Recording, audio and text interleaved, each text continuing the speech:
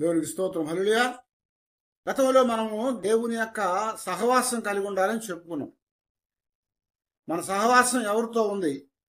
మన సహవాసము దేవునితో ఉంటే అది మనకెంతో మేలు, ఆశీర్వాదం అని జ్ఞాపకం చేశాడు. అయితే ఈరోజు మనం గమనించినట్లయితే మన ప్రయాణం అనేది, మన ఆత్మీయ ప్రయాణం అనేటువంటిది ఎక్కడికి వెళ్తుంది, ఎవరితో వెళ్తుందో చూడాలి. ప్రయాణం అనేది ఎప్పుడు కూడా ప్రారంభమైన తర్వాత అది గమ్యాన్ని చేరుకోవాలి. ఆ గమ్యాన్ని చేరుకోవటానికి మనం అందులో ప్రయాణించి, అంటే మనం అందులో కొనసాగే వారంగా మనం ఉండాలి అని చెప్తున్నాడు.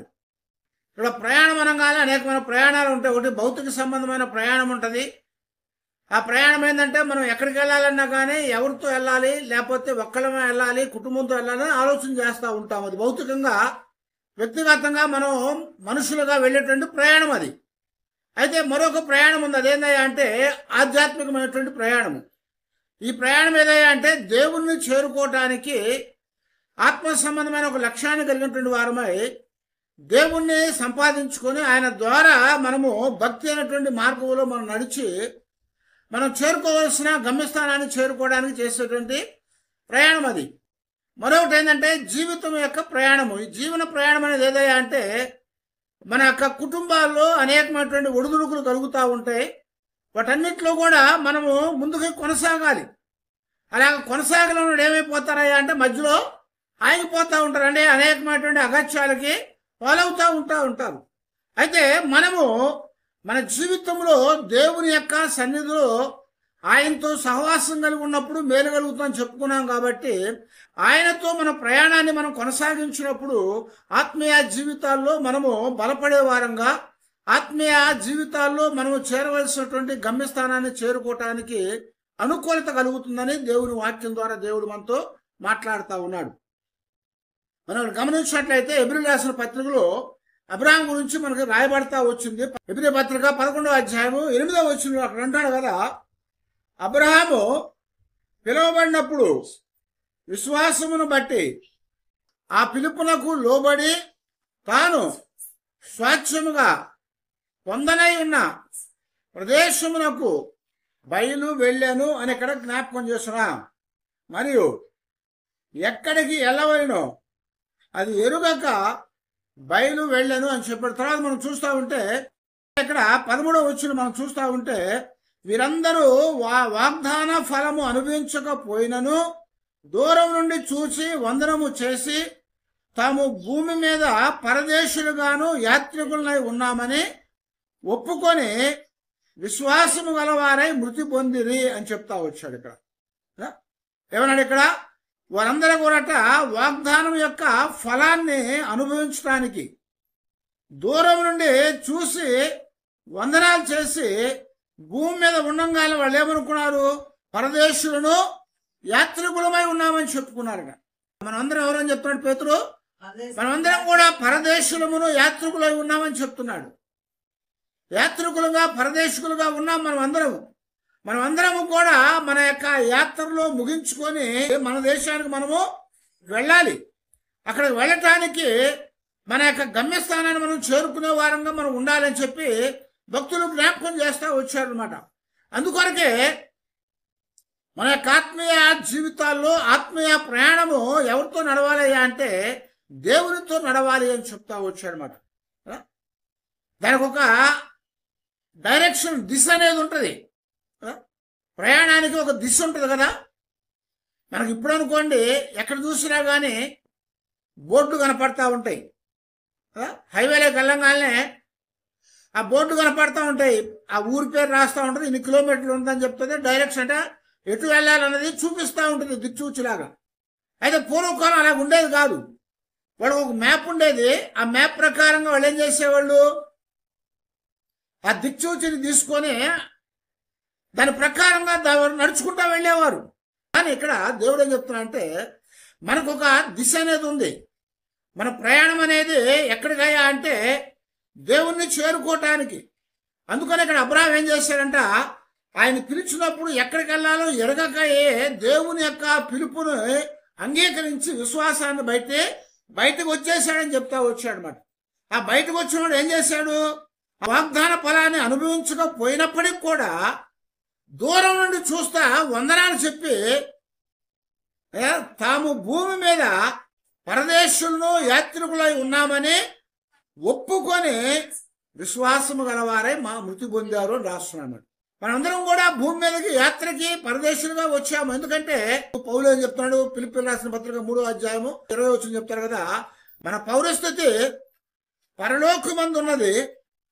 అక్కడ నుండి ప్రభు అయిన యేసు క్రీస్తు అను రక్షకుని నిమిత్తము కనిపెట్టుకొని ఉన్నాము అని చెప్తున్నాడు. ఏంటంటే మన పౌరస్థితి ఇక్కడ లేదు కానీ పరలోకంలో ఉంది.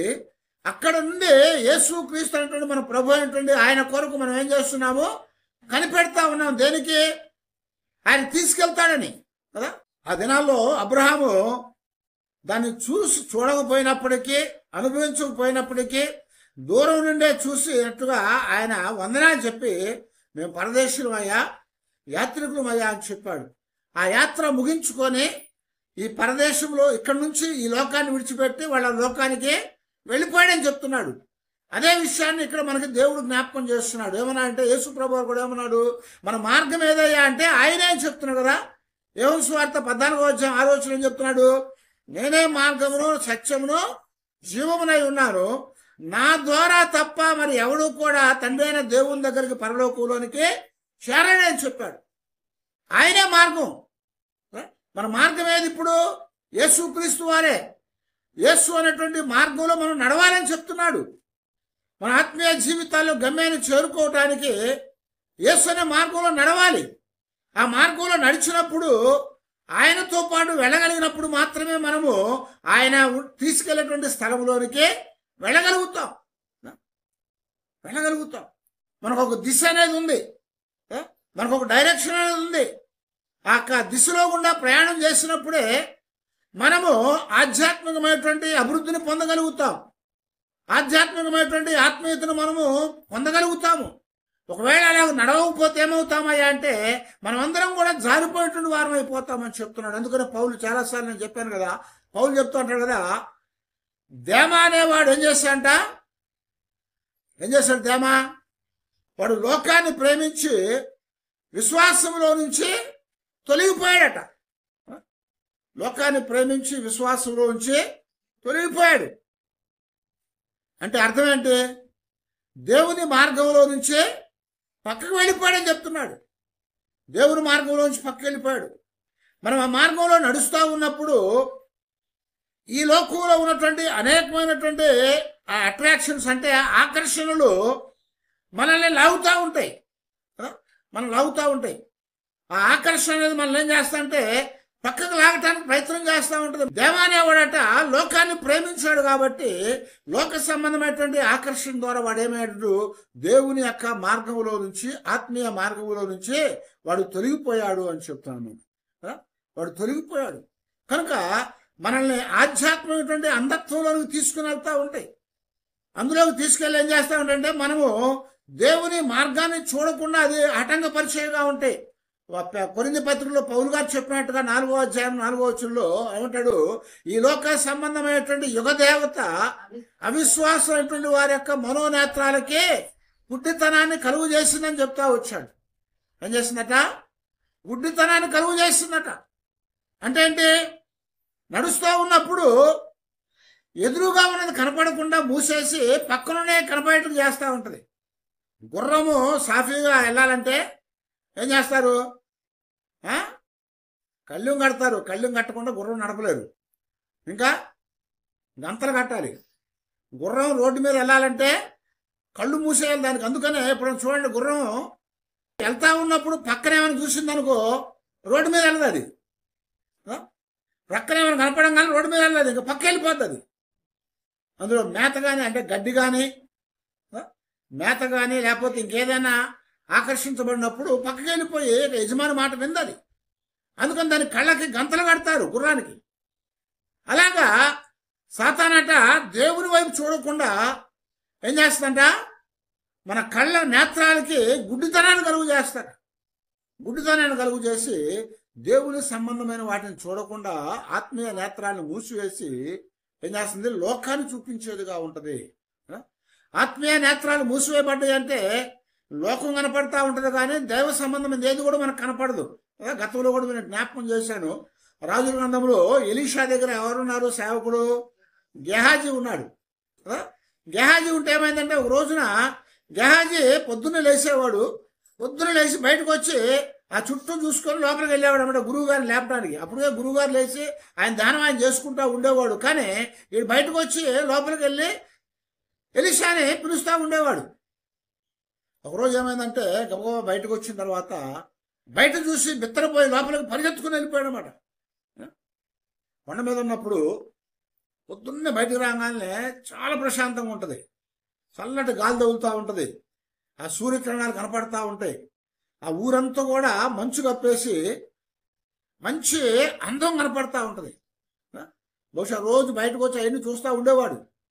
ఈరోజు ఏమైంది, పరిగెత్తుకుని లోపలికి వెళ్ళిపోయాడు. అన్నీ అయ్యా గురువు గారు అని. ఏంట్రా నాయన అంటే, ఇంకేమో మనం చచ్చిపోయామయ్యా కదా, ఒక్కసారి నువ్వు బయటకు వచ్చి చూడు. బయట అరామురాజు రమ్మంటే నువ్వు వెళ్లకుండా నువ్వు బట్టి అదేంటి పంతం బట్టి కూర్చున్నావు. అరామరాజు రమ్మంటే వెళ్లకుండా నువ్వు మొండికేసావు. వచ్చిన వాళ్ళని అగ్ని చేత కాల్చేసావు. ఇప్పుడు చూడు ఏమైంది, రథాలు వచ్చినాయి, గుర్రాలు వచ్చినాయి, మనుషులు వచ్చారు, అంతమంది సైనికులు కొండంతా కూడా చుట్టేశారా, ఇంకేముంది మన పని అయిపోయిందని చెప్తున్నాడు. ఎందుకని? ఆత్మీయ నేత్రాలు మూసివేయబడ్డాయి. భౌతికమైనది చూస్తున్నాడే కానీ ఆత్మ సంబంధమైన దాన్ని చూడలేకపోతున్నాడు. భౌతికంగా నడుచుకున్నాడే కానీ ఆత్మ సంబంధంగా నడుచుకోలేకపోతున్నాడు. కానీ లోపలికి వెళ్ళగానే గురువు గారు ఏం చెప్పాడంటే, దేవా వీడి కన్నులు తెరవాయా అని ప్రార్థన చేశాడు. ఇప్పుడు పోయి చూడుపో అని చెప్పాడు. బయటకు వెళ్ళి చూస్తే ఏం కనపడుతుంది? ఇప్పుడు ఇందాక కనపడేటువంటి ఆ యొక్క సైనికులు కానీ గుర్రాలు కానీ రథాలు కానీ కనపడతలేదు. అంతకుముందు ఇనప రథాలు కనపడ్డాయి. ఇప్పుడు ఆ రథాలు కనపడకుండా ఏం కనపడుతుందట? అగ్ని గుర్రాలు, అగ్ని రథాలు కనపడతా ఉన్నాయి. అగ్ని గుర్రాలు, అగ్ని రథాలు కనపడతా ఉన్నాయి. ఎందుకనంటే ఆత్మీయ నేత్రం తెరవబడింది అనమాట. అందుకని ఏం చేస్తాడంటే, సాతాను గుడ్డితనం కలుగు చేసి దేవుని వైపు చూడకుండా లోకంలో చూసేట్టుగా చేస్తూ ఉంటుంది అనమాట. అప్పుడేమవుతుందంటే, మనము ఈ లోకానికి ఆకర్షితులమైనటువంటి వారమై దేవునిలో నుంచి జారిపోయేటువంటి వారంగా మనం ఉంటాము. దేమ అలాగా జారిపోయాడు అని జ్ఞాపకం చేస్తున్నారు. కాబట్టి దేవుని యొక్క వెలుగు అనేది మన మీద పడతా ఉండాలి. దేవుని ప్రకాశం మన మీద పడతా ఉంటేనే కానీ మనము దైవ సంబంధమైన వాటిని మనము చూడలేము.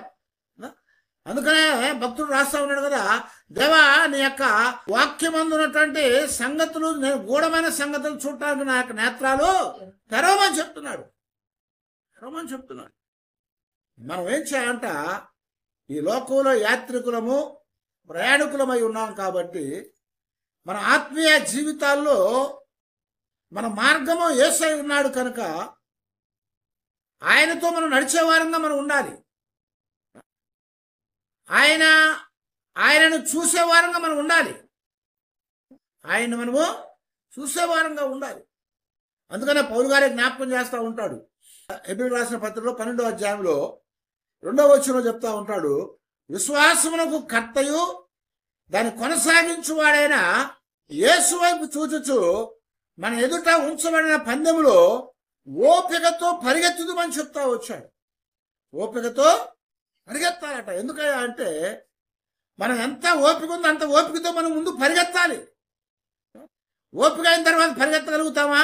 పరిగెత్తలేము. ఓపిక అయిపోయిన తర్వాత పరిగెత్తలేము. ఓపిక అయిపోయిన తర్వాత ఏమి కూడా చేయలేము కదా.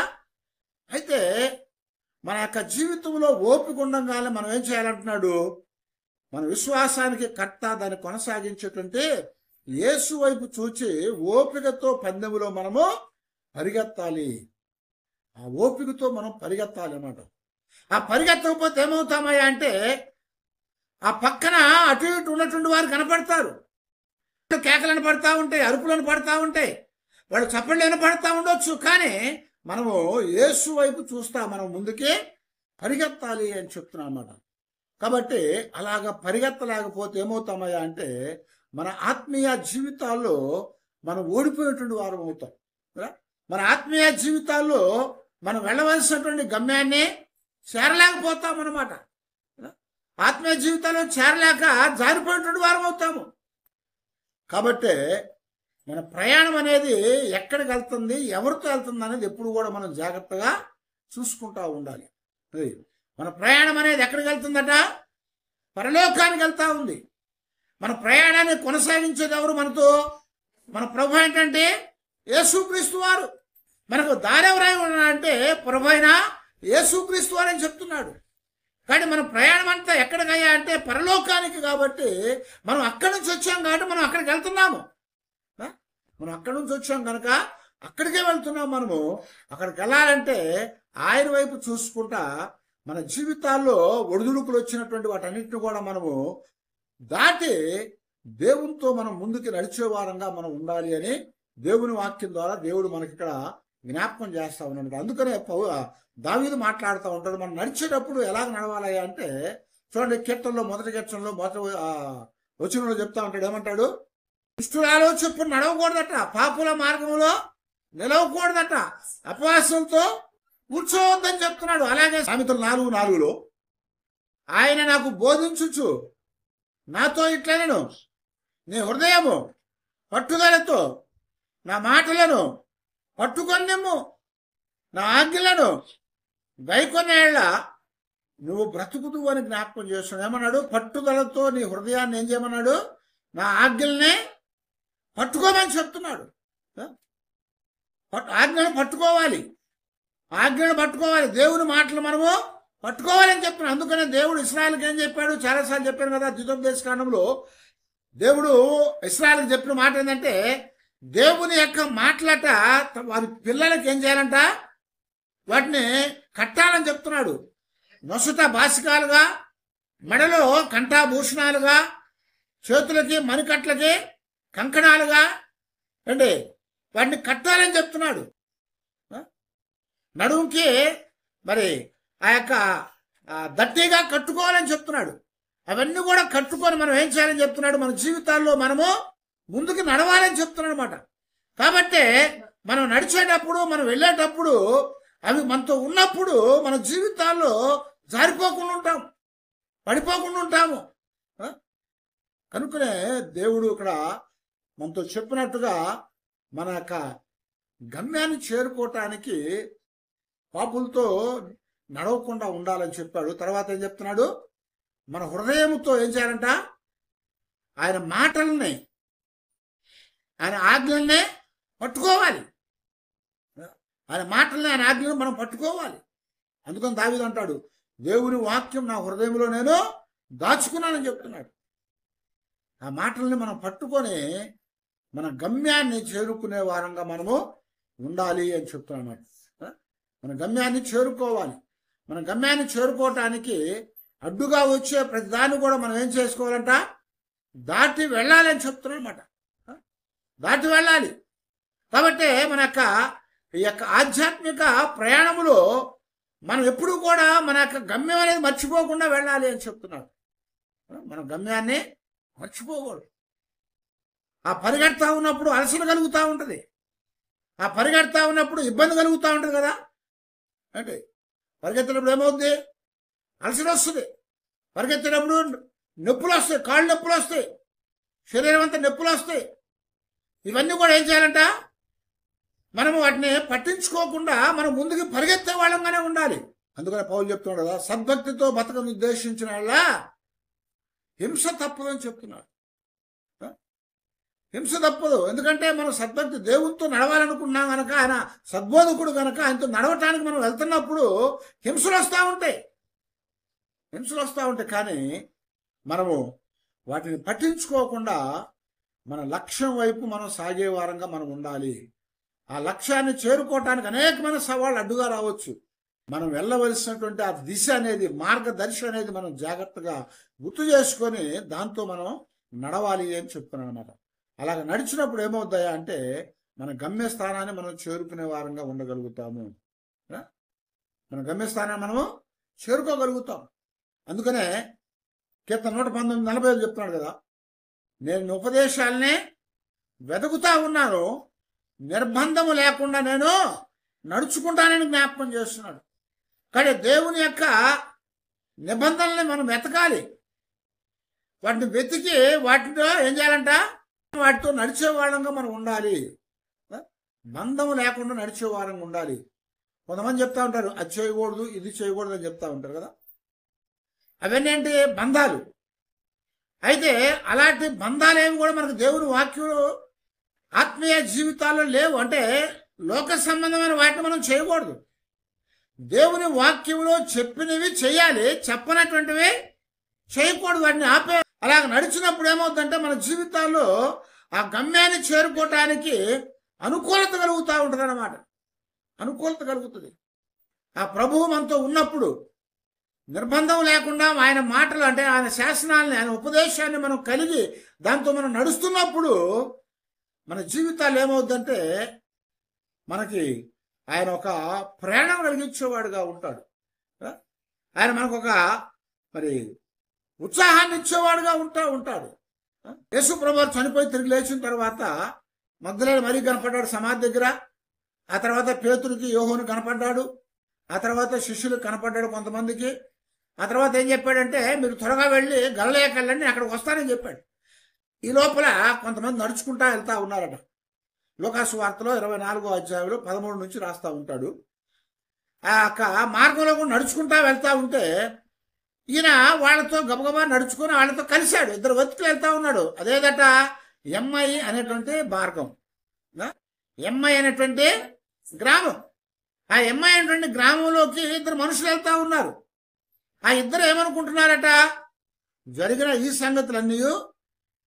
అన్నిటిని గూర్చి ఒకరితోనొకరు సంభాషించుచుండరి. వారు సంభాషించుచు ఆలోచించుకొనుచుండగా యేసు తానే దగ్గరకు వచ్చి వారితో కూడా నడిచెను. అయితే వారు ఆయన గుర్తుపట్టకుండా వారి కన్నులు మూయబడెను. ఆయన మీరు నడుచుచు ఒకరితో ఒకరు చెప్పుకొనుచున్న ఈ మాటలేమని అడుగగా వారు దుఃఖముఖులై జరిగిన సంగతంతా కూడా చెప్పుకుంటా వచ్చారట. జరిగిన సంగతంతా చెప్పుకుంటా వచ్చారట వాళ్ళు. ఆ చెప్పుకుంటా వచ్చిన తర్వాత ప్రభు వాళ్ళతో నడుచుకుంటా వెళ్తా ఉన్నాడు.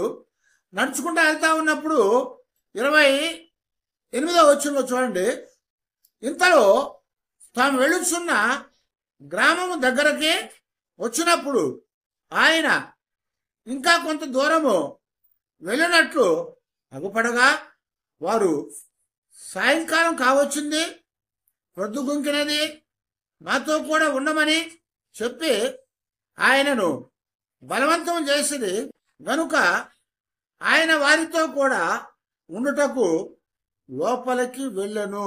వచ్చరా ఆయనతో ఆయన వాళ్ళతో నడిచాడు. కొన్ని పర్యాయాలు మనం ఆయన లేకుండా నడుస్తూ ఉన్నప్పటికి కూడా ఆయన మనతో వచ్చేవాడుగా ఉన్నాడు. ఆయన లేకుండా ఉంటే ఏమవుతుంది, విచారంగా ఉంటుంది. ఇక్కడ ఇద్దరు ఎలా వెళ్తున్నారు, విచారంతో వెళ్తా ఉన్నారు, దుఃఖంతో వెళ్తా ఉన్నారు. జీవితాల్లో విచారంతో దుఃఖంతో ఉన్నప్పుడు మరి ప్రభువు మన దగ్గరకు వచ్చేవాడుగా ఉన్నాడు. ఎందుకంటే మనం వెళ్ళవలసినటువంటి గమ్యస్థానానికి తీసుకుని వెళ్తానికి ఆయన మన దగ్గరకు వస్తాడు. అందుకనే ఎబ్రీ పత్రికలోనే 13వ అధ్యాయం చెప్పిన మాట ఏంటి, నిన్ను ఎన్నడూ విడవను ఎన్నడూ ఎడబాయని చెప్తున్నాడు. ఎన్నడూ విడవను ఎన్నడూ ఎడబాయని చెప్తున్నటువంటి ఆ ప్రభు ఆయన మన దగ్గరకు వచ్చేవాడుగా ఉన్నాడు. ఆయన ఇక ఇద్దరి దగ్గరకు వచ్చి వాళ్ళతో కలిసి వెళ్ళారు. వాళ్ళన్ని సంగతులు చెప్పారట. ఆ సంగతులు చెప్పిన తర్వాత ఆయన ఇంకా ముందుకు వెళ్ళాలని అనుకుని వాళ్ళు, ఇదిగో పొద్దుపోయిందయ్యా, సాయంకాలం అయింది కదా, నువ్వు మాతో కూడా వచ్చి ఉండమని ఆయన్ని చెప్పి ఆయన ఏం చేశాడంటే బలవంతం చేశాడంటే ఆయన్ని ఉండమని ఒత్తిడి చేశారు. కనుక ఆయన వారితో కూడా లోపలికి వెళ్ళినాక అక్కడ వారు భోజనం చేశారట. భోజనం చేసినప్పుడు ఆయన మరి రొట్టెని పట్టుకొని స్తోత్రం చేసి దాన్ని విరిచి వారితో పంచిపెట్టినప్పుడు వారి కన్నులు తెరవబడి ఆయనను గుర్తుపట్టింది అని చేస్తున్నాడు. హల్లెలూయా. ఆయనను గుర్తుపట్టారు. ఎప్పుడు గుర్తుపట్టారు? ఆ కన్నులు తెరవబడ్డాయి. ఎప్పుడు తెరవబడ్డాయి? ప్రభు వారితో ఉన్నప్పుడే. ప్రభు మనతో లేకపోతే మన ఆత్మీయ నేత్రాలు మూసుకుపోతాయి. ప్రభు మనతో లేకపోతే మన ఆత్మీయ నేత్రాలు మూసుకుపోతాయి. ప్రభు మనతో లేకపోతే మన కాళ్ళు ఆత్మీయ మార్గంలో నడవటానికి ఆగిపోతాయి. అయితే ఎప్పుడైతే ఆయన మనతో ఉన్నాడో అప్పుడు ఏమవుతుందట, మన కన్నులు తెరవబడ్డాయి. ఇక్కడ వారి కన్నులు తెరవబడ్డాయి.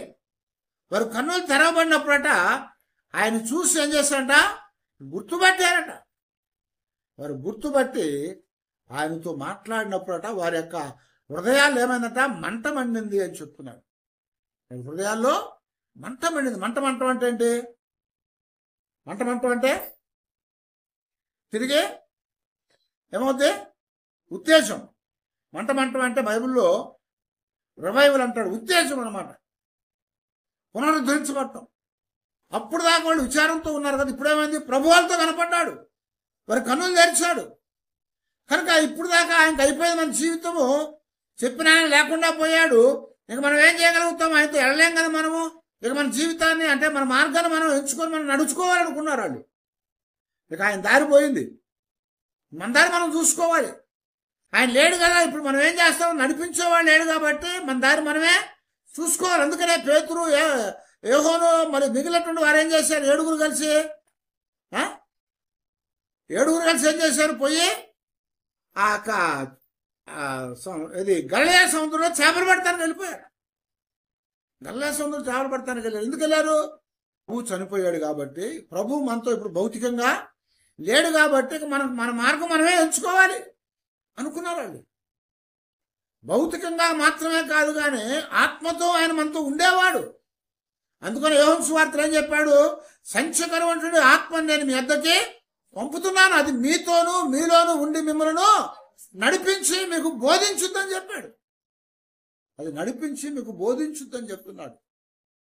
కాబట్టి మన జీవితాల్లో మరి దేవుని యొక్క మాటలు మనకి జ్ఞాపకం చేయబడినట్టుగా మనం ఏం చేయాలంట, మన హృదయాల్ని ఉత్తేజం చేసుకోవాలి అని చెప్తున్నాడు. మన హృదయాల్ని ఉత్తేజపరచుకోవాలి. ఎందుకనే అంటే ఆ హృదయాల్లో దేవుడు మంట మండించాడు. ఇప్పుడు మంట మండించాడు. మనం ఇర్మియాలో అదే చూస్తూ ఉంటాం, ఎజ్కేల్లో అలాగే చూస్తూ ఉంటాం, ప్రకటన గ్రంథంలో అలాగే చూస్తాం. హృదయం ఏమైందంట, మంట మండిందని చెప్తుంటాడు. ఇర్మియా ఏమంటాడంటే నా ఎముకల్లో అగ్గి ఉంచి మూసివేసినట్టు అయిపోయింది అంటాడు. యోహాను కూడా అంటాడు నా లోపల మంట మండుతుందని చెప్తా ఉంటాడు. ఇప్పుడు ఏమైందంటే ఇక్కడ ఎంఐ మార్గం ఉన్న ఇద్దరికి కూడా ఏమైందంట, వాళ్ళ హృదయాల్లో మంట మండించిందట. ఎందుకని?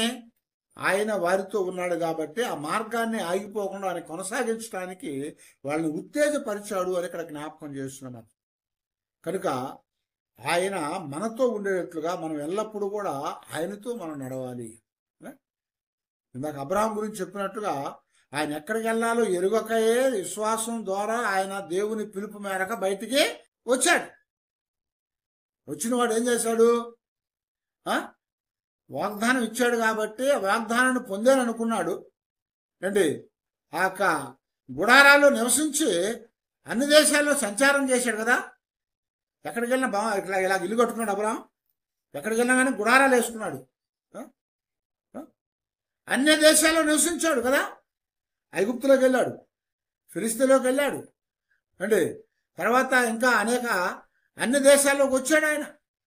అలా సంచారం చేసి చివరికి ఏమని ఆలోచనలోకి వచ్చాట, ఇదిగో దేవుడు శిల్పి, ఆయన నిర్మాణకుడై ఉన్నాడు కాబట్టి మా కోసం అక్కడ కడుతున్నాడు గనుక ఆ పట్టణం కోసం మనం ఎదురు చూద్దాం అనుకొని ఏం చేశాడంట, విశ్వాసముతో ఆయన ముందుకు నడిచి ఆ యొక్క అనుభవించకపోయినప్పుడు కూడా దూరం నుంచి చూసి వందనాలు చేసి దాని భూమి మీద పరదేశులను యాత్రికులమై ఉన్నామని విశ్వాసంతో ఒప్పుకొని మృతి పొందాడట. అలా ఒప్పుకొని మనం మృతి పొందాడు. కాబట్టి మనం కూడా భూమి మీద యాత్రికులుగా ప్రయాణికులుగా వచ్చాము. ఈ యాత్ర ముగించుకొని మనం వెళ్ళాలి. ఆ యాత్ర ముగించుకొని మనం వెళ్ళినప్పుడు ఎక్కడికి వెళ్తామయ్యా అంటే మన యొక్క యాత్ర అనేది దేవునితో నడిచినట్లయితే, మన యాత్ర అనేది ఒక గురిని కలిగి నడిచినట్లయితే, మన యాత్ర అనేటువంటిది ఒక గమ్యం కలిగినట్లయితే అక్కడికి వెళ్ళగలుగుతాం. అది లేకపోతే ఎక్కడికి వెళ్తాము? మరొక మార్గంలో మరొక దగ్గరికి వెళ్ళిపోతాం, ఎక్కడికి? నరకానికి వెళ్ళిపోతామని చెప్తున్నారు. అయితే మనం ఇక్కడ దేవుని యొక్క సన్నిధిలో ఆయనతో పాటు మనం నడిచి మనకు ఎదురొచ్చే అనేకమైన వాటిని మనము తప్పుకొని దేవుని యొక్క సహవాసంలో దేవుని యొక్క చేతి కింద మనం నడిచే వారంగా మనము ఉండాలి అని చెప్తున్నాను. అలా ఉండి మనం నడిచినట్లయితే మనం చేరవలసిన స్థలానికి దేవుడు చేరుస్తాడు. మనం చేరాల్సిన స్థలానికి ఆయన చేరుస్తాడు. ఆ స్థలానికి మనం చేర్చి మన ప్రయాణము ముగిస్తున్నాం. అందుకనే పౌలు గారు ఏం చెప్పాడు తిమోతి రాసిన పత్రికలో 4వ అధ్యాయం 7వ వచనంలో, నా పరుగు నేను కడముట్టించుకున్నాను, నా విశ్వాసాన్ని నేను కాపాడుకున్నాను అంటాడు. పరుగు అనేది ఏం చేయబడాలి? ముగించబడాలి. పరుగు ముగించాలి. అది చిన్నదైనా పెద్దదైనా ఎలాగైనా సరే ఆ పరుగుని మనం ముగించాలి. పరుగును ముగించి విశ్వాసాన్ని కాపాడుకొని దేవుని యొక్క సన్నిధిలో దేవుడు మనకిచ్చే బహుమానాన్ని మనము పొందగలిగిన వారంగా సాగాలి అని చెప్తున్నాను. ఆ పరుగు మధ్యలో ఆపేసిన కదా, విశ్వాసాన్ని కాపాడుకోకపోయినా మన జీవితాల్లో దేవుడు ఇచ్చే బహుమానం అనేది రాదు. దేవుని యొక్క సన్నిధిలోనికి మనము వెళ్ళలేము. వెళ్ళకపోతే ఏమవుతాయి అంటే, వెళ్ళే వాళ్ళని చూసి ప్రభువే చెప్పాడు కదా, బడా నమ్మకమైన మంచి దాసుడు అన్నాడు. ఆ వెళ్ళటానికి అవకాశం లేకుండా పాడు చేసుకున్న వాళ్ళతో ఏమన్నాడు? ఓయి చెడ్డదాసుడా, ఓయి చెడ్డదాసుడా, భూమి పుట్టిన మొదలుకొని నీ కొరకు ఏర్పాటు చేయబడ్డా ఆ నిత్యమైన నరకంలోకి అగ్నిలోకి వెళ్ళమని చెప్పాడు. వెళ్ళని చెప్పాడు. మీ కొరకు భూమి పుట్టింది మొదలుకొని ఏర్పాటు చేయబడేటువంటి నిత్య రాజ్యంలోనికి వెళ్ళండి అని చెప్పారు. కనుక మనం కూడా మన జీవితాల్లో మనం యాత్రికులు ప్రయాణికులు ఉన్నాం ఎరిగి మన ప్రయాణము ఎవరితో ఎక్కడికి వెళ్తుంది అన్నది ఎప్పుడు కూడా మనం జ్ఞాపకం చేసుకోవాలి. మన ప్రయాణంలో ప్రభు మనతో ఉండాలి. మన ప్రయాణం అనేది మన యొక్క దేశానికంటే మన పరలోకానికి మనం వెళ్ళటానికి మనం గురి కలిగి ఉండాలి. మన యొక్క ప్రయాణంలో మనము ఆయనతో పాటు ఆ దిశను కలిగి నడిచినట్లయితే తప్పకుండా మనం ఆ గమ్యాన్ని చేరుకుంటాము. అలాగ చేరుకోవటానికి ప్రభు ఎప్పుడు కూడా మనకు తోడుగా ఉండేవాడు. అందుకని చెప్పాడు, యుగ సమాప్తి వరకు నేను మీతో ఉంటానని చెప్పి. యుగ సమాప్తి వరకు ఆయన మనతో ఉండేవాడు. ఆయన మనం నడిపించేవాడు.